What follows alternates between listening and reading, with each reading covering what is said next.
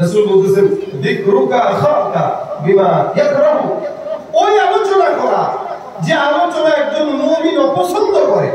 তোমাদের ভিতরে সমস্ত কথাবার্তা চলা যে কথাবার্তা একজন মুমিন কি করে? অপছন্দ করে। কি করে বলেন? অপছন্দ করে। সাহাবা বলতেছেন হুজুর এই অপছন্দনীয় কাজটা যদি তার ভিতরে থাকে, রাসূল বলেন এটাই গীবত। বুঝেন নাই মনে হয়? যদি অপছন্দনীয় বিষয়টা তার ভিতরে থাকে, রাসূল বলেন এটাই কি? গীবত। যদি না থাকে তাহলে কি? বলেন ধরে বলেন কি? অপবাদ। বলেন কি? অপবাদ। অর্থাৎ আমার ভিতরে একটা গুণ আছে, দোষ আছে, এই দোষটা আমার অপচরে বর্ণনা করার নাম কি? গীবত। আর যদি আমার ভিতরে দোষটা না থাকে তাহলে সেটা কি? বলেন তো দুটোটাই কি নেকি না গুনাহ? আমাদের এই দেশে অধিকাংশ টুপিওয়ালা, দাড়িওয়ালা, পাগড়িওয়ালা, নামাজি, হাজি প্রত্যেকটা মানুষ এই গীবতের সঙ্গে যুক্ত। কাবাঘর তওয়াফ করতেছে, ওই অবস্থায় গীবত শেখায় চলতেছে। আমি বহু বছর আগের কথা বলে একবার ওমরা করার সময় সাহাবারা সাই করতেছিলাম, তা আমার সাথে আরো 4-5 জন বন্ধু ছিল। একজন আরেকজনের বলতেছে গীবত, মানে আরেকজনের ব্যাপারে বলতেছে। আমি তাদেরকে মাঝখানে থামাই বললাম, ভাই সাইটা করতেছি আমরা, সাহাবারা সাই করতেছি, এই জায়গায় যদি গীবত করো তাহলে এবার সব শেষ। কারণ আমি গীবতের কি আছে দেখেন না, একই অবস্থা করতেছে আমরা, আর চলতেছে কি? গীবত। এজন্যই বললাম ইমানদারের পছন্দনীয় গুনাহ। এটা খাইতে কেমন? বলে গোশত যেরকম মজা, আল্লাহ পাক বলেন এই গোশতের মতো মজা হলো গীবতের গুনাহ। হ্যাঁ, আল্লাহ পাক কোরআনে বলেছেন নিজের মরা ভাইয়ের মৃত গোশত যেরকম খাওয়া, এটা যেরকম মজা লাগে না, এইজন্য বান্দা গীবত করতে মজা পায়। আল্লাহ পাক আমাদেরকে হেফাজত করে বলেন আমিন। এইজন্য নবী করিম সাল্লাল্লাহু আলাইহি ওয়াসাল্লাম বলেন আমলিক আলাইকা লিসানাক। এক সাহাবী রাসূলকে ডাক দিয়ে বলতেছেন, হুজুর আমি নাজাত পাওয়ার জন্য একটা আমল শিখাই দেন না। কি বললেন নাজাত পাবো? রাসূল বলেন আমলিক আলাইক লিসানাক। এই নাজাত পাওয়ার জন্য অনেক বড় বুজুর্গ হওয়া দরকার নাই, নাজাত পাওয়ার জন্য বেশি বেশি তাহাজ্জুদ গুজারির দরকার নাই। নাজাত যদি পেতে চাও তো জবানের হেফাজত করো, নাজাত পেয়ে যাবে। সুবহানাল্লাহ। সিদ্দিক আকবর আবু বকর রাদিয়াল্লাহু তাআলা নাম শুনছেন তো? আমার খালু লাগে, এলাকার বিএনপি নেতা লাগে, আওয়ামী লীগের সাবেক কোন এমপি, খলিফাতুল মুসলিমিন কে? সর্বপ্রথম খলিফাতুল মুসলিমিন আবু বকর সিদ্দিক আকবর আবু বকর রাদিয়াল্লাহু তাআলা মাঝে মাঝে জবানের হেফাজতের জন্য জিহ্বাটাকে শাস্তি দিলেন। আল্লাহ পাক রব্বুল আলামিন কোরআনের মধ্যে বান্দাকে জানালেন আল্লাযীনা হুম আনিল লাগুই মুরিদুন। বান্দা ঈমানদার যারা, সকল কাম যারা, তাদের একটা গুণ হলো তারা নিজের জবানের হেফাজত করে। সুবহানাল্লাহ। قد أفلح المؤمنون الذين هم في صلاتهم خاشعون والذين هم عن اللغو معرضون। ঈমানদার সকল ব্যক্তিদের আলামতের মধ্যে অন্যতম আলামত বান্দা তার জবানের হেফাজত করবে। কারণ বান্দা জমিনের মধ্যে এই জবান দিয়ে এই বান্দা যদি উল্টাপাল্টা কাজ করে, সিদ্দিক আকবর আবু বকর রাদিয়াল্লাহু তাআলা আনহু জবান দিয়ে হেফাজত করার জন্য একবার একটা সাহাবী তাকায় দেখে আবু বকর সিদ্দিক জিহ্বাটাকে এরকম পর্যন্ত টান দিয়ে বের করে দিয়েছেন। জিহ্বা ভিতরে আছে, মুখ থেকে জিহ্বাটা টান দিয়ে বের করলেন। জিহ্বাটা একবার ডানে নেয়, আরেকবার বামে নেয়, একবার সামনে নেয়, একবার উপরের দিকে উঠায়, আরেকবার এমনি ঠোকা মারে। সাহাবী দেখে দেখে ডাক্তার বলেন, এ আমিরুল মুমিনিন, ব্যাপারটা কি বুঝতাম না। জিহ্বাটাকে বারবার আপনি একবার ডানে নেন, বাইরে সামনে পিছনের দিকে টান দেন, ব্যাপার কি? জিহ্বাটাকে কষ্ট দেন কেন? আবু বকর সিদ্দিক ডাক্তার বলে, সাহাবায়ে বাইরে বলে, আমি আমার জিহ্বাটাকে মাঝে মাঝে শাসন করি কেন? কারণ এই জমিনের মধ্যে যত বান্দা বিপদে পড়েছে, সব বান্দা বিপদে পড়ার অন্যতম কারণ হলো তার জবান। জিহ্বাকে উল্টাপাল্টা কথা বলে এই তো দেশ খারাপ হয়েছে।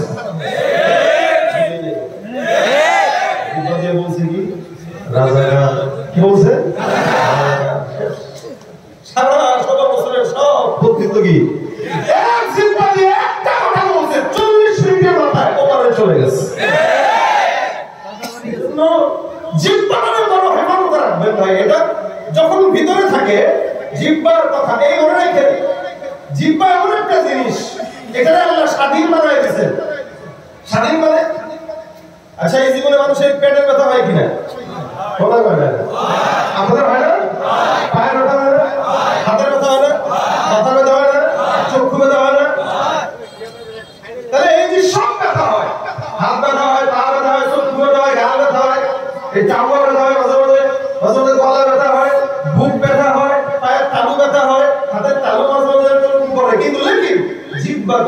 সবাই জিব্বা ব্যথা করবে? কেন? কারণ জিব্বা দিয়ে আল্লাহ পাক বান্দা আল্লাহর জিকির করবে, এই কারণে জিব্বা ব্যথা করবে। গীবত করার জন্য আল্লাহ জিব্বা দেন নাই, জিব্বা দিয়েছেন মাওলার জিকিরের জন্য। এইজন্য কিয়ামত পর্যন্ত জিব্বা দিয়ে কথা বলবে, বান্দার জিব্বা ব্যথা হবে। এখন আপনি জিব্বা দিয়ে কি বলবেন সেটা আপনার হিসাব। আপনি কি রাজাকার বলবেন না মুক্তিযোদ্ধা বলবেন, আপনার হিসাব। মুক্তিযোদ্ধা বলে বলে এতদিন চিল্লাইছেন, কিন্তু এক রাজাকার বলে ওপারে চলে গেছেন, এখন তো দেশ চালাইতেছে রাজাকারেরা। তাহলে এটা বলা দরকার ছিল কি ওপারে যাওয়ার দরকার ছিল? এখানে সবাই এখন বর্তমানে যারা এখনো ক্ষমতা পায় নাই, তাদেরকেও জিহ্বার হেফাজত করা দরকার আছে। শিক্ষা এখান থেকে, কারণ একজন জিহ্বার একটু স্লিপ টান করে না, খালি একটু স্লিপ খাইছে রাস্তায়, স্লিপ খাইয়ে উপরে চলে গেছে। আবারও ভবিষ্যতে যদি কারো স্লিপ খায়, জিহ্বার কারণেই পুরস্কার হবে। জিহ্বারে টান দেয় কোনো খবরদার বিনা মজুরি বলে বলে খরচ। কি বলে ঠিক না? কথা বলে একটা দামি জিনিস, যেটা ভিতরে যতক্ষণ থাকবে তো এটা স্বর্ণের মতো দামি। বের হয়ে গেলে হালত দুইটা, হয়তো দুর্গন্ধ ছড়াবে, নয়তো সুগন্ধি ছড়াবে। আপনি আপনার জিহ্বা দিয়ে কি সুগন্ধি ছড়াবেন না দুর্গন্ধ ছড়াবেন, এই হিসাব আপনাদের। এজন্য কথা বলতে হয় কম, যে যত জ্ঞানী ও কথা বলে কম। মায়া মানুষের মতো বেশি কথা বলে না, এই মায়া মানুষরা কথা বেশি বলে, এই কারণে বিপদে পড়ে। দেখবেন ঘরের বিবিরা স্বামী যদি বলে একটা, বিবি বলবে 10টা, এজন্য ঝগড়া লাগে। আর সমাজের ভিতরে বিবিদের কথা বেশি বলার কারণেই আজকে সমাজে পরকীয়া এবং তালাকের সংখ্যা বাড়তেছে। পুরুষরা যদি চুপ না থাকতো তাহলে বাংলাদেশের একটা সংসারও টিকতো না ভাই। এই জায়গায় নারীদের দোষে সংসার ভাঙে। আর যে নারীর সবর আছে, জিহ্বার নিয়ন্ত্রণ আছে, ওই নারীর সংসার টিকে যায়, নষ্ট হয় না। সব মূলে আমলিক আলাইকা লিসানা, রাসূল বলেন জিহ্বার হেফাজত করো। জিহ্বার হেফাজত যার নাই, ওর নিজের কন্ট্রোল নাই, ওর সম্মানের কন্ট্রোল নাই, যে কোনো জায়গায় বেইজ্জত দিতে পারে। এজন্য সিদ্দিক আকবর আবু জিহ্বাটা দেয়। আল্লাহ পাক রব্বুল আলামিন বলেন আল্লাযীনা হুম আনিল লাগবি মুরিদুন।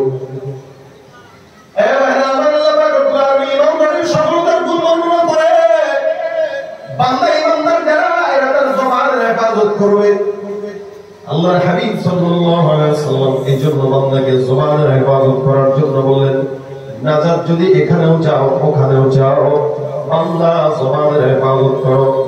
জবান দিয়ে ভালো কথা মন চাইলে বলো, জবান দিয়ে খারাপ কথা মন চাইলে বলার দরকার নাই।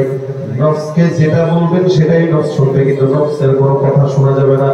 নফস যখন মনে চায় এটা করতে, নফস এটা করে, নফসের কথাটা নফসের কাছে জিহ্বা দেয়া হয়। এই কারণে আল্লাহ পাক রব্বুল আলামিন বান্দাকে সতর্ক করে দিলেন, খবরদার বান্দা জবানের হেফাজত করো। কারণ জবানের হেফাজত করে যারা, তারাই করে যারা নিজেকে ঈমানদার দাবি করে। সুবহানাল্লাহ। জবান দিয়ে গীবত শিকায়ত করা যাবে? যাবে?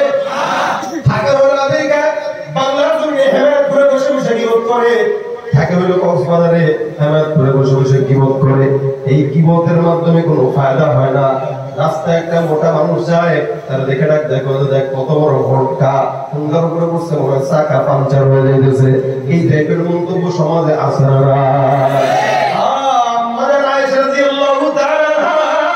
একবার রাসূলের মতো বিবি হাফসা রাদিয়াল্লাহু তাআলা তার ব্যাপারে মন্তব্য করলেন। হাফসা রাদিয়াল্লাহু তাআলাকে দেখে আমাদের আয়েশা রাদিয়াল্লাহু বলেন, ইয়া রাসূলুল্লাহ, হাফসা তো এমন, অর্থাৎ দেখতে একটু মোটা অথবা দেখতে একটু পেটে। রাসূল আপনি তার মহব্বত করছেন কি দেখা, ভালোবাসছেন কি দেখা? অনেক সময় বন্ধু আর বন্ধুরে ডাক দিয়া দোস্ত করে, এত মোটা মুড়ারে কেমনে দেখে, কি দেখে বিয়ে করলে কয় কি করে না? আমার বন্ধুরা তো সমস্যা। হ্যাঁ, তুই বড় কি করার ইচ্ছা থাকলে কর না, কিছুই করবে না। কি আমরা কাইলা বড় বিয়ে করলেন, আপনি মোটা বড়ের বিয়ে করলেন, কি বিয়ে করছেন? শিখটা বাতাস শুনবে, তো সমস্যা কি? মন চায় তাই বলে। অনেক সময় এমনি বলি, বাইরে ভাই দেখছো কি লম্বা খাম্বার মতো, এমনি বলে। আমরা যারা আইসা এমনি বলছে, রাসূল আপনি তাকে পছন্দ করলেন, সে দেখতে এমন এমন এমন হাগাদা হাগাদা। রাসূল ডাকতে বলেন, হে আয়েশা, জানো যে মন্তব্যটা তুমি করলে আয়েশা, এই মন্তব্যটা এত খারাপ, তোমার এই খারাপ কথাটা পানির মধ্যে যদি ফেলে দেওয়া হতো, নবী করিম সাল্লাল্লাহু আলাইহি ওয়াসাল্লাম বলেন, আয়েশা, এই মন্তব্যটার খারাপই সমুদ্রের পানিকে কালো করে দিত, কিন্তু সমুদ্রের পানি কালো হইলেও তোমার কথার খারাপই দূর হতো না। নাউযুবিল্লাহ মিন যালিক। আম্মা জান আয়েশার ব্যাপারে রাসূল বলতেছেন, এটা তুমি যে মন্তব্য করছো এটা এত খারাপ, এই মন্তব্যটা পানিতে দিলে পানি কালো হয়ে যেত, খারাপই শেষ হয়ে যাবে। সাথে সাথে আম্মা জান আয়েশা ইস্তেগফার করা শুরু করছে। তাহলে কি বলছেন? আপনার বিবিটা এমন। আপনি চিন্তা করেন, আমরা সমাজে এই টাইপের কথা প্রতিনিয়ত কতবার বলি, বলেন বলি কিনা? এই জন্য আল্লাহ পাক বলেছেন, ওয়াইলুল লিকুল্লি হুমাযাতিল লুমাযা, ওই সমস্ত পরনিন্দাকারী গীবতকারীদের জন্য ধ্বংস হোক। নাউযুবিল্লাহ। জবানের হেফাজত দরকার আছে না ইমাম ভাই? আছে দরকার? করব ইনশাআল্লাহ। ভাই আমার জবান দিয়ে পেছ লাগে, জবান দিয়ে ঘরে ঘরে পেছ। এই যে ঘরে ঘরে ভাই বোন একসাথে থাকে, দুই ভাই বিয়ে করছে, বউ দুইটা আছে, এই দুই বউয়ের ঝগড়াতে এই ঘরের ভিতরে অশান্তি, শুধুমাত্র জবানের কারণে, ঠিক কিনা? ভাই আমার খুব বুঝবেন, রাসূল করিম সাল্লাল্লাহু আলাইহি ওয়াসাল্লামের জামানার ঘটনা।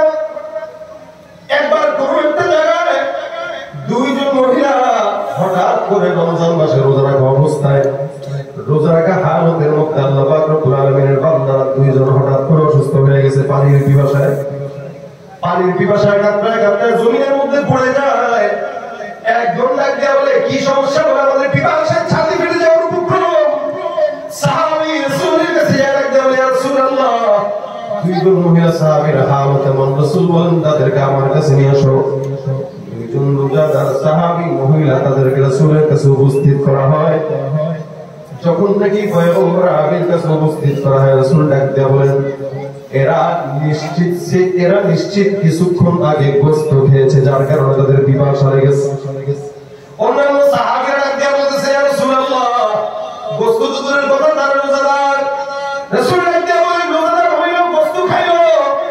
সাহাবী আর মহিলা দুইজনকে ডাক দিয়া বলেন, কি ব্যাপার, তোমরা গোশত খাইছো? বলে না। সেহরির সময় গোশত খাইছো? বলে না, সেহরির সময় গোশত খাই নাই, কোন মতে খেজুর দিয়ে রোজা রাখলাম। সাহাবী ডাক দিয়া বলতেছেন, তাহলে রাসূল বলছেন তারা গোশত খাইছে, তোমরা বলো গোশত খাও নাই। তোমাদের কথা মিথ্যা হতে পারে, লেকিন রাসূলের কথা মিথ্যা হতে পারে না।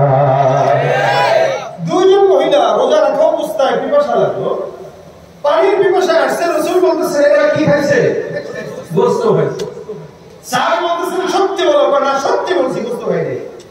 রাসূল বলতেছেন, যাও গামলা নিয়ে এসে তাদের সামনে দাও, জবানের ভিতরে আঙুল দিয়ে বমি করার আদেশ দাও, দেখো বমির ভিতরে গোশত বের হবে। আল্লাহর হাবিব সাল্লাল্লাহু আলাইহি ওয়াসাল্লাম আদেশ দেয়।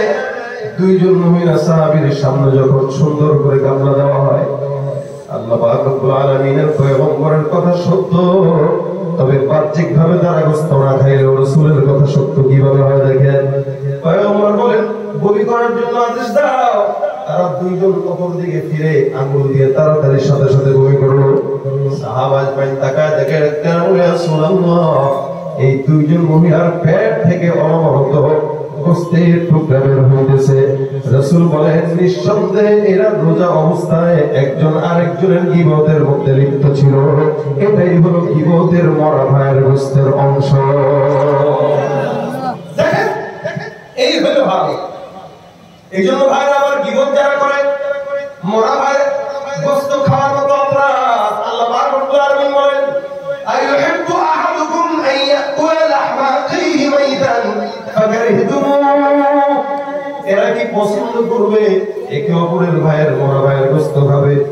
না না, আল্লাহ বলেন তোমরা যেটা অপছন্দ করো, খবরদার বান্দা, অপছন্দ বিষয়টা কখনো করা ইমানদারের কাজ হতে পারে। আমরা যখন গীবত করি, একজন আরেকজনকে ছোট মনে করি তো করি, কি বলেন ঠিক না? আরে অমুকতে তমুকতে, আর গীবত সবচেয়ে বেশি হয় চায়ের দোকানগুলোতে। এলাকার চায়ের দোকান, আড্ডাখানা যতগুলো আছে, দেখবেন রুটি, কলা, এই সমস্ত প্রয়োজনীয় আসবাব উঠানোর টাকা না থাকলেও 32 ইঞ্চি টিভি একটা উঠানোর টাকা সরকার ঠিক রেখে দিয়েছে। এটা তো সমস্যা। সারা দুনিয়ার মানুষের গীবত, বক্তার গীবত, ইমামের গীবত, আলেমের গীবত, চেয়ারম্যানের গীবত, মেম্বারের গীবত, সবার দোষ তালাশ করে নিজের পাছায় দোষের অভাব না। অথচ সারাদিন মানুষের দোষ তালাশ করে। এজন্য গীবতের আড্ডা খানায় যখন বসবেন, কেউ যদি গীবত করে সাথে সাথে তারা বলবেন ভাই গীবত হইতেছে, আল্লাহ চুপ থাকেন, চুপ থাকেন। নিজের গুনাহ অনেক কাজ না করতে পারলেও গীবত করে যতটুকু নেক আছে এগুলো ধ্বংস করার কোনো যুক্তিকতা নেই। আমার খুব বুঝবেন, আল্লাহ পাক রব্বুল আলামিন বলেন, আল্লাহর হাবিব ডাক দিয়ে বলেন গীবতটা কত বড় গুনাহ। সমাজের মধ্যে আমরা জিনাটাকে খারাপ মনে করি। আল্লাহ রাসূল সাল্লাল্লাহু আলাইহি ওয়াসাল্লাম বলেন আল গীবাতু আশাদ্দু মিনাজ জিনা। আমরা সমাজে মদ খাওয়াকে খারাপ মনে করি, জিনাকে খারাপ মনে করি, চুরিকে খারাপ মনে করি। নবী বলেন মনে রাখবা যারা গীবত করে, অন্যের পরনিন্দা করে, অন্যের দোষ চুরি করে, এদের গুনাহটা জিনার চাইতেও মারাত্মক গুনাহ। নাউযুবিল্লাহ, জিনার চাইতেও মারাত্মক, জিনার চাইতে। আপনি দৈনিক, আপনি সারা বছর হয়তো জিনা করেন না বা সারা জিন্দেগিতেও জিনা করেন নাই, কিন্তু 5 ওয়াক্ত নামাজের পরে আপনি নিয়ম মাফিক গীবতের মধ্যে লিপ্ত, আপনার নিজের খবর নেই। এবার আমার এখানে গীবত বান্দার সমস্ত নেক কাজকে দূর করে দেয়। গীবত যখন করে আরেকজনকে খারাপ মনে করে করে, আল্লাহ পাক ডাক দিয়ে বলে ইয়া আইয়ুহাল্লাযীনা আমানু লা ইয়াসখার কওমুম মিন কওম আসা আন ইয়াকুনু খায়রাম মিনহুম ওয়া লা নিসাউন মিন নিসাইন আসা আন ইয়াকুননা খায়রাম মিনহুম ওয়া লা তালমিজু আনফুসাকুম ওয়া লা তানাবাজু বিল আলকাব বি'সাল ইসমুল ফুসুক বা'দাল ঈমান। আল্লাহ পাক রব্বুল আলামিন ডাক দিয়ে বলে ঈমানদাররা একদল আরেক দলের গীবত করার থেকে হেফাজত থাকো, এক মহিলা আরেক মহিলার দোষ চর্চা থেকে হেফাজত থাকো। হতে পারে যাকে তুমি ছোট মনে করে গীবত করবা, আল্লাহর দরবারে ওই বান্দাটার দাম অনেক বেশি। সুবহানাল্লাহ। আচ্ছা পারে কি পারে না? হতে পারে না? আল্লাহ বলতেছেন এ খবরদার গীবত করবা না, শিকায়ত করবা না, ছোট মনে করবা না। আচ্ছা ইয়াকুনু খায়রাম মিনহুম, হতে পারে এক রাজনৈতিক দল আরেক রাজনৈতিক দলের গীবত করতেছে, এমন যেটা হতে পারে ওই রাজনৈতিক দলে এমন কিছু মানুষ আছে যারা আল্লাহর কাছে প্রিয়। এক হুজুর আর এক হুজুরের গীবত করে, হতে পারে যার গীবত গায় সে আল্লাহর কাছে প্রিয়, হতে পারে কি পারে না? এক মানুষ আর এক মানুষের গীবত করে, হতে পারে ওই বান্দা আল্লাহর দরবারে প্রিয়। আল্লাহ বলেন আসা আইয়াকুনু খায়রাম মিনহুম ওয়ালা নিসাউন মিন নিসাইন আসা আইয়াকুননা খায়রাম মিনহুম। মহিলাদেরকেও আল্লাহ পাক আলাদাভাবে বলেছেন খবরদার মা বোনেরা, পাশের বাড়ির ভাইয়ের সঙ্গে মারামারির দরকার নাই, গীবত করা দরকার নাই, আপন জায়ের সঙ্গে গীবত করা দরকার নাই। কারণ এমন হতে পারে তোমার ভাইয়ের মুখটা তোমার চাইতেও আল্লাহর দরবারে পছন্দের, ঠিক কিনা? এই জন্য ভাইয়ের আল্লাহ পাক যুবকদেরকেও বলেন, মহিলাদেরকেও বলেন খবরদার, তুমি যখন যে কথাটা বলতেছো প্রত্যেকটা কথা লেখা হচ্ছে কি হচ্ছে না? কথা হচ্ছে কি হচ্ছে না? আল্লাহ পাক বলেন وَإِنَّ عَلَيْكُمْ لَحَافِظِينَ كِرَامًا كَاتِبِينَ يَعْلَمُونَ مَا تَفْعَلُونَ। প্রত্যেকটা বান্দার হেফাজতের দায়িত্ব কার? আল্লাহর। এই যে যা কিছু বললাম আমি এখানে যতগুলো কথা বলি ফেরেশতা লিখতেছি লেখা না, দেখে কি লেখা না? সব বান্দার জন্য আল্লাহ পাক ফেরেশতা নিযুক্ত করে দিয়ে দিলেন, এগুলো লেখা কি করে, আগামীকাল কি হবে কি করবে, এখন কি বলতেছি প্রত্যেকটা জিনিস ফেরেশতারা লেখে। আল্লাহ বলে দুই পাশে ফেরেশতা লাগাই দিলাম, এরা প্রতিনিয়ত তোমার সমস্ত আমলনামা লেখে। ইয়ালামুনা মা তাফআলুন, যা যা করবা সব কিছু আল্লাহ রাব্বুল আলামিন জানে এবং আল্লাহ ফেরেশতারাও জানে। এই জন্য জবান দিয়ে যে কথাটা বের করবে খবরদার সাবধানতার সঙ্গে বলো। আমি থাকি সাইনবোর্ডে হেমায়তপুরে বসে বসে ফেসবুকে আমার নিয়ে গালিগালাজ অথবা কারোর সঙ্গে বক্তব্য অথবা আপনার সঙ্গে আরেকজনের শত্রুতা আছে। এখন তো গীবত শুধু জবানেই হয় না, লেখার মাধ্যমে হয়, ঠিক কিনা? দুনিয়া আপডেট হয়ে গেছে, যত প্রকার শত্রুতা এখন আর আলাদা লাগে না, এখন সব মোবাইল আর ফেসবুকের মাধ্যমে হয়, ঠিক কিনা? এ ভাইরা আমার খুব বুঝবেন, এই জন্য লিখে হোক জবানে হোক কোন ভাবেই কারো গীবত করা যাবে। যত প্রকার শত্রুতা সব বন্ধু সাইজা করে, অন্যের ভালো দেখা শুধু হিংসা জইলা মরে। পড়ালেখা কর্মকাণ্ড সবকিছু বাদ দিয়া পিছি পোলা চালায় ফেসবুক গভীর মন দিয়া। দুই বন্ধুর মাঝে যদি ঝগড়া বিবাদ হয় আর সরাসরি না কইয়া সব ফেসবুকে দেখা, সব এখন লাইভ দিও না, কেন জানিয়া শত্রুতা, লাইভ দিও না। করি না কেন, এই নিয়ে শত্রুতা। এই সুবিধা ফেসবুক দিছে আর কেউ দেবে না, আমাদের দেশে ফেসবুক আছে আমরা বলব না, আমাদের দেশে ফেসবুক আছে আমরা বলব না। তাদের কণ্ঠ যুগান্তর, ইনকিলাব, প্রথম আলো, আগের মতো পত্রিকা সব চলে না আর ভালো।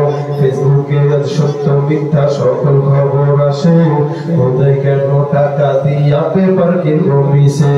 আর খবর এখন তৈরি হয় না, আমরাই তৈরি করি, আর মনের মতো কইরা তারপর খবর প্রচার করি।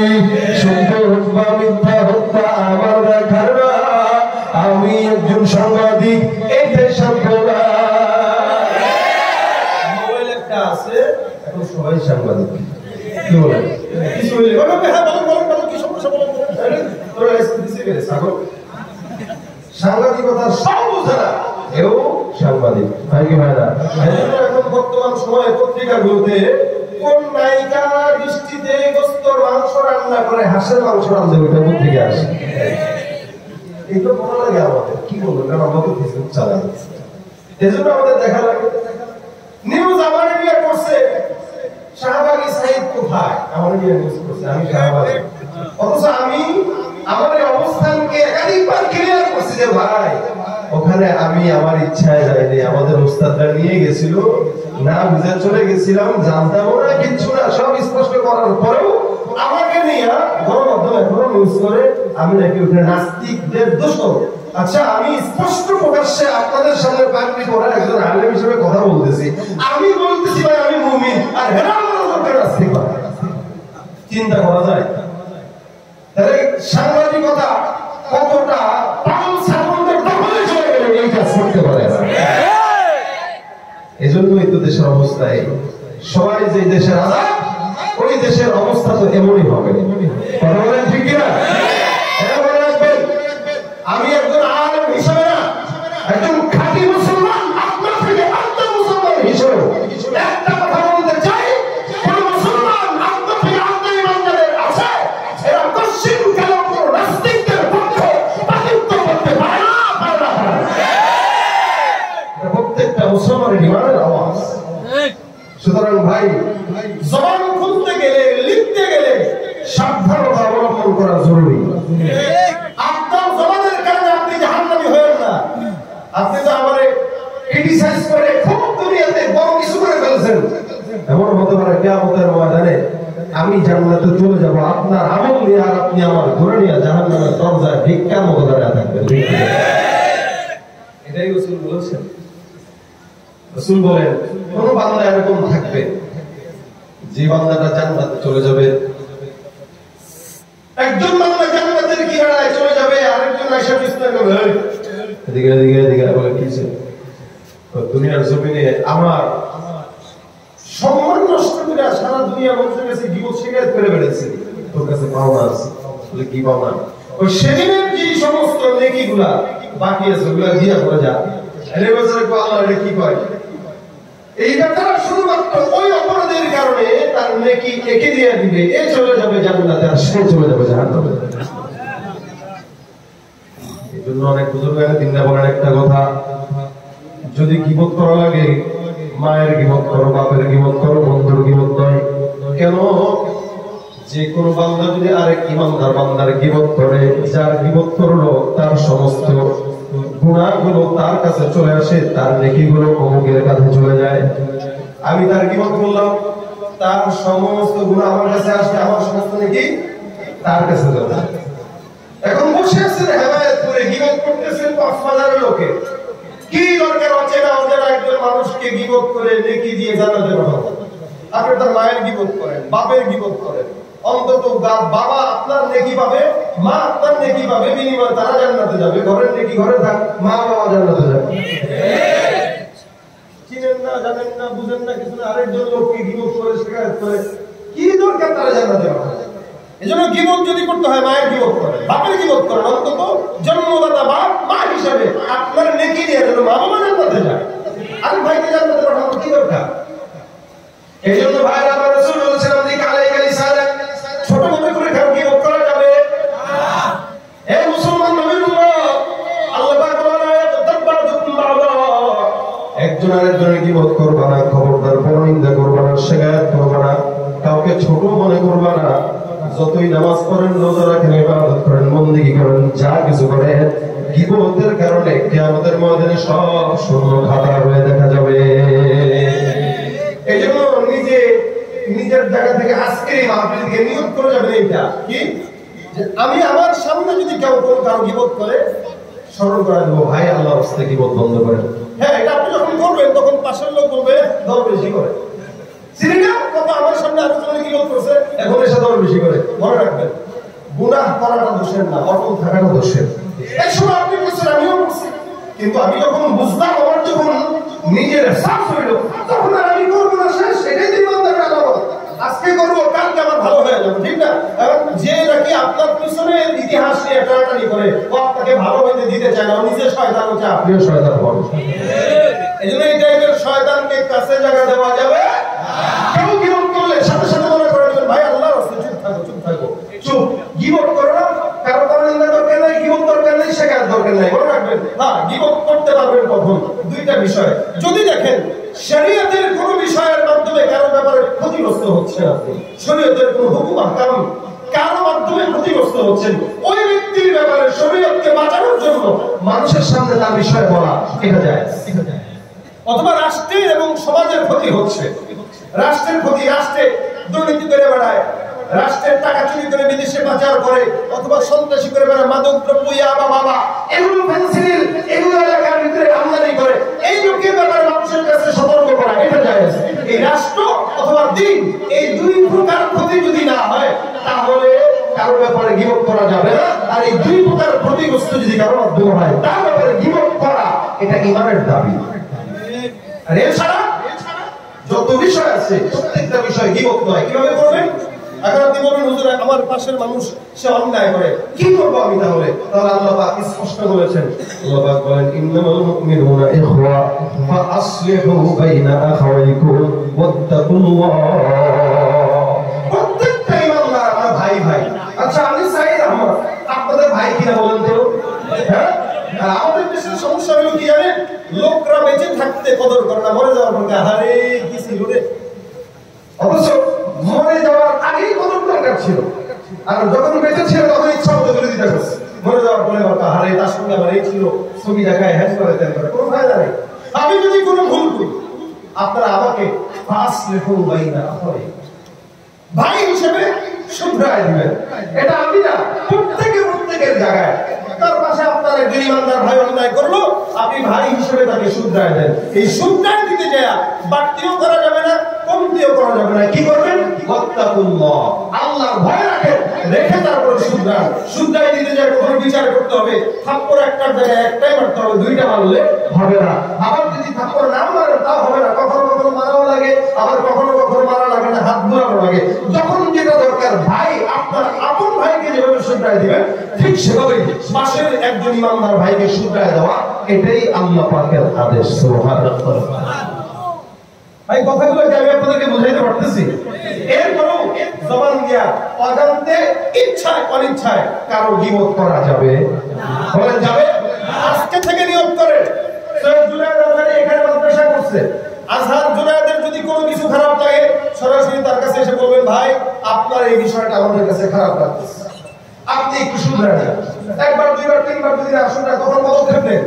ঠিক সেম ভাবে আপনি একটা ভাইয়ের ব্যাপারে যেটা করতেন, সেই জিনিসটা আরেকজন মুমিন ভাইয়ের জন্য করবেন, এটাই ঈমানের আলামত। ঠিক কিনা বলেন?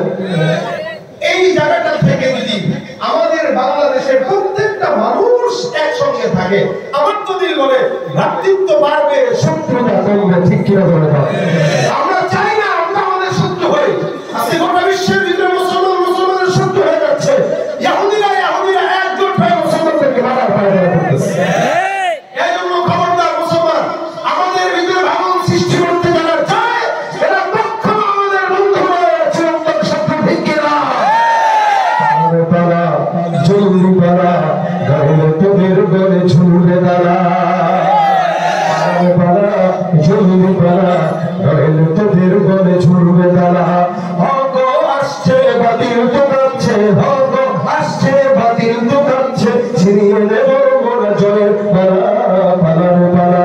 জলদি পালা নইলে তোদের গলে ঝুলবে তারা পালার পালা জলদি পালা নইলে তোদের গলে ঝুলবে তারা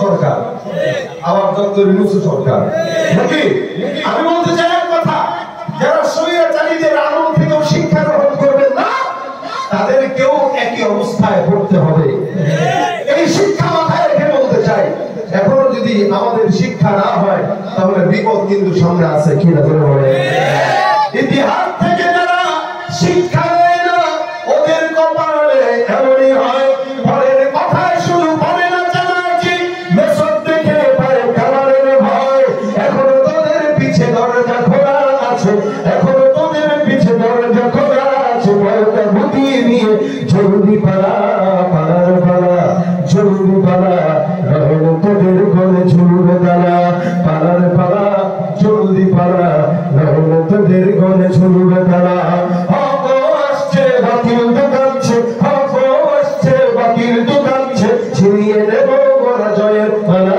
পালার পালা জলদি পালা নইলে তোদের গলে ঝুলবে তারা ভাইরা আমার আমি যে কথাগুলো বললাম আপনারা বুঝতে পেরেছেন তো ইনশাআল্লাহ আমি এটা আপনাদেরকে দিনের দরদ থেকে বলছি আমার একটা ভাই যদি নিজের জবানকে হেফাজত করে তাহলেই যথেষ্ট আর কিছু দরকার নাই জবান দিয়ে হেফাজত না করলে সে যদি আলোচক হয় সে যদি বক্তাও হয় আলেমও হয় বুঝবেন তার কাছে ঈমান হেফাজত নাই কারণ যার জবানের হেফাজত আছে তার ঈমানের হেফাজত আছে যার ঈমানের হেফাজত আছে তার জান্নাতের গ্যারান্টি আছে সুবহানাল্লাহ আস্তে করে তাহলে জবানের হেফাজত যার আছে রাসূল বলতেছেন তার জন্য নাজাত পাওয়া জবানের হেফাজতটাই কি যথেষ্ট এইজন্য চায়ের দোকানে বসে কোন মজলিসে বসে সেটা মাহফিলের মজলিস হোক তালিমের মজলিস হোক অনেকে গাছতে যান তালিমে যে গাছতে বসে যদি কেউ নিজের অজান্তে আরেকজনের গীবত শুরু করে দেয় সাথে সাথে শোনায় দিবেন ভাই আল্লাহর রাস্তে এটা বন্ধ করেন এই তালিমটা বিসমিল্লাহ দিয়ে শুরু হয়েছে গীবত দিয়ে যেন শেষ না হয় কি বলেন ঠিক আছে না পারবেন তো ইনশাআল্লাহ পারবেন তো ইনশাআল্লাহ জবানের হেফাজত করা প্রত্যেকটা মানুষের জীবনে জবানের যার হেফাজত এই ঘরে ঘরে সমস্ত দ্বন্দ্ব একটাই কারণ জবান ওই যে আশরাফ আলী থান রাহমাতুল্লাহ আলাইহি একটা ঘটনা বর্ণনা করছেন মানে বলেন এক মহিলা বাদশার দাসী ছিল থাকার কারণে বাদশার সঙ্গে তার সম্পর্ক ভালো ছিল বাদশার বিবিরে যায় ডাক দেয় কয় আপনি এত মহব্বত করেন বাদশারে আপনি কি জানেন ওই পাশের বাড়ির এক ভাইয়ের বউর সাথে বাদশা এগুলো করে ভাই কি বলেন আমি নিজে দেখছি সেম বিষয় আবার বাদশার কাছে যায় বলতেছে আপনি কি জানেন আপনার বিবি করে আরেকজনের সঙ্গে এগুলো করে বাদশাও মনে মনে খুব এদিক দিয়ে বিবিও মনে মনে খুব ক্ষোভ ব্যস্ত লাগাইছে কে দাসী বাদশাকে প্রমাণ এই বাদশা মহোদয় আপনার কাছে আমি আজকে একটা গোপন তথ্য দেবো এই গোপন তথ্যটা মিথ্যা যদি হয় তাহলে আমার নাম এটা না বলে আজকে রাত্রে এরা চুক্তি করছে আপনার বিবি আসবে এসে আপনার ছুরি দিয়ে আপনার মারবে তারপরে যাবে আর ওদিক দিয়ে বিবিরে বলছে শোনেন আপনার স্বামীর বর্ষণ করতে চান বলে হ্যাঁ চাইতো আপনার হাজবেন্ডের কানের লতির এখানে যে চুল আছে অথবা দাড়ির এখানে যে